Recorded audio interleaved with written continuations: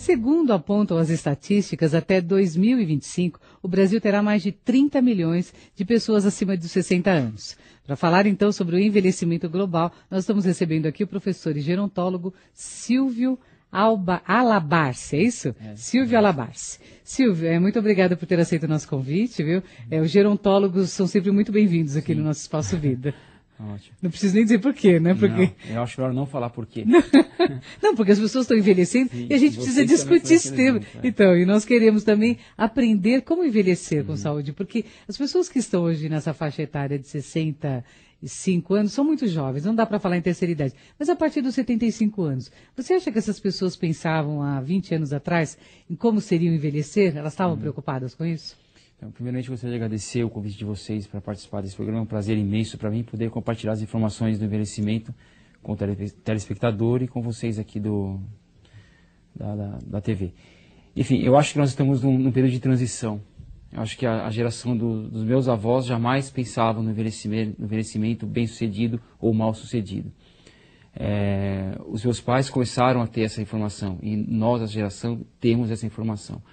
Então, há uma mudança de paradigma, né? As informações mudaram, elas estão acontecendo, e certamente isso há pouco tempo atrás, há 30 anos atrás, não era evidenciado. Ninguém pensava sobre envelhecimento como se pensa hoje.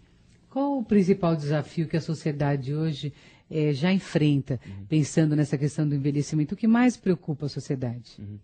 Eu acho que nós podemos listar uma série de itens que preocuparia a sociedade em relação ao envelhecimento. Mas eu gostaria de dar um passo para trás antes primeiro. E deixar bem claro que a gerontologia no Brasil ela é nova. Em quantos anos? Isso começou a ter evidência mais ou menos na década de 80 para cá. Ah, é jovem. Então, nós temos uma série de problemas que a gente vai conversar com eles de forma bem resumida, mas nós estamos ainda engatinhando nessa questão do envelhecimento no Brasil. Mas nós podemos citar, por exemplo, o econômico. Nós já temos aí um aumento extremamente grande de pessoas que estão se aposentando rapidamente, que ainda poderia estar contribuindo de forma ativa, e o país não está preparado para essa questão econômica. Acho que uma outra muito importante também é a própria questão social. A sociedade ainda não aprendeu a lidar com esse idoso, não só no Brasil, como no mundo inteiro. Existe uma discrepância muito grande quando a gente fala em globalização. Acho que dá para a gente dividir um pouco aí. Por exemplo, o envelhecimento europeu não é o mesmo que o brasileiro. Numa série de itens, nós até se assemelhamos com eles, mas no econômico não, é evidente. Agora, o mais importante é que o idoso europeu, ele passou por um processo de envelhecimento de 100, 200 anos atrás. Em outras palavras, isso foi gradativo. Então, eles puderam se adaptar com mais calma à nova realidade. Estão melhor preparados. Isso. Às custas de um envelhecimento que tem há mais de um século. No Brasil, não.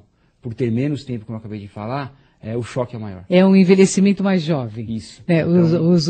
Os idosos aqui, eles são mais crianças, se formos pensar. Eles não têm exemplos para serem copiados. Na verdade, eles estão aprendendo junto com o seu próprio envelhecimento. Só que isso para nós é um desafio muito grande. Porque, como eu disse, em outros países isso foi gradativo. No Brasil isso foi muito repentino.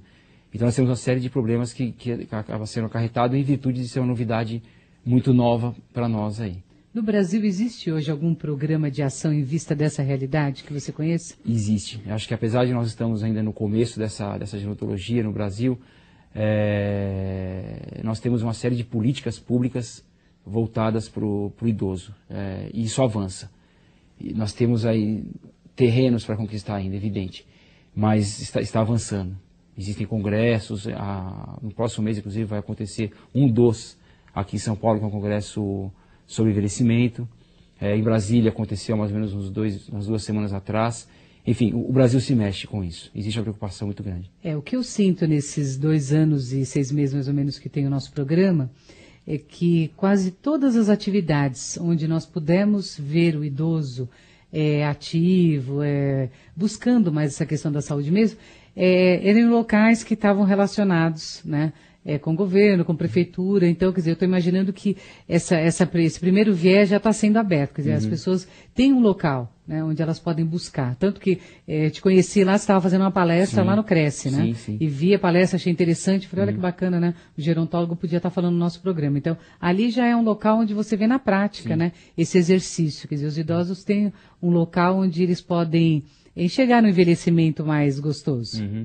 Eu acho que essa questão do acesso, ela é um exemplo de mudanças para positivo. Existem situações que nós teremos que ainda mudar na questão política, social, familiar, religiosa, mas o acesso existe. Então, nós temos um serviço público com qualidade, tanto no âmbito municipal como estadual e até federal, que o idoso tem acesso. E, então, ele não está isolado na sociedade, ele tem onde procurar, essa é uma das formas de ele ter um envelhecimento melhor, um envelhecimento com mais qualidade. Então, o acesso existe. Agora, Silvio, qual o perfil dessa população idosa que nós temos aqui no Brasil? Como é que é esse idoso de hoje, do que ele precisa? Então, eu acho que essa resposta ela se enquadra bem quando nós pensamos nessa mudança rápida de perfil do idoso no Brasil. Então, até poucas décadas atrás, a gente via muito o idoso como aquela pessoa que tem que ficar em casa, que é o que nós chamamos de BBB, né? Que é para bolo, bingo e ficar fazendo atividades para os netos também. Enfim, a função do idoso, algumas décadas atrás, era de ficar em casa, dando trabalho, sendo algo que atrapalha a dinâmica da família, que dá custo para a família. Isso mudou. A gente vê muito o idoso de hoje informado. Acho que essa é uma ferramenta muito forte que está atuando aí na terceira idade. E por estar informado, eles estão reivindicando. Então saíram dessa condição de ficar em casa para o envelhecimento ativo. E quando eu falo envelhecimento ativo, eu não quero dizer só a atividade física. Existem outros parâmetros que envolvem o envelhecimento ativo. Então, acho que essa foi a mudança principal. Eles saíram do ambiente domiciliar para o ambiente da sociedade. Eles estão em destaque, eles estão exigindo. Bom, vamos continuar a nossa conversa aqui com o gerontólogo Silvio Alabassi. Antes de continuarmos a conversa, vamos ver qual a dica que a Renata está trazendo para hoje. E essa dica tem a ver com um sentimento que nós temos em muitos momentos da nossa vida, mas que não adianta fugir dele, não. Então vamos acompanhar. Renata Figueiredo, muito obrigada por sua participação. As dicas realmente são ótimas. Hoje nós estamos falando aqui sobre envelhecimento global. Quem está conosco é o professor e gerontólogo Silvio Alabassi. Silvio, já falamos algumas coisas importantes sobre os idosos. O que eu gostaria de saber é se eles já podem contabilizar benefícios e conquistas nesse jovem período, por exemplo, aqui no Brasil, que a gente tem de insight mesmo, né, de perceber que é importante a gente ter o cuidado especial com o nosso idoso. Eu tenho certeza que sim. O principal motivo que levou a algumas conquistas que a gente pode citar é a própria mudança da mídia. Acho que esse é um exemplo forte. Ela se voltou para a questão do envelhecimento. A outra parcela que eu acho que foi muito importante também foi a questão comercial. O comércio em si, seja o sistema bancário ou mesmo de televisão, perceberam que era um público que tinha renda para movimentar. Então foram para a evidência. E eu acho que o idoso aproveitou muito bem isso, procurando seus direitos. E nós temos aí várias conquistas que chegaram à política, à sociedade, à família, e eles conquistaram. Eu vou dar um dos exemplos, que a delegacia do idoso, que ela existe. Se eu não estou enganado, ela trabalha no âmbito estadual.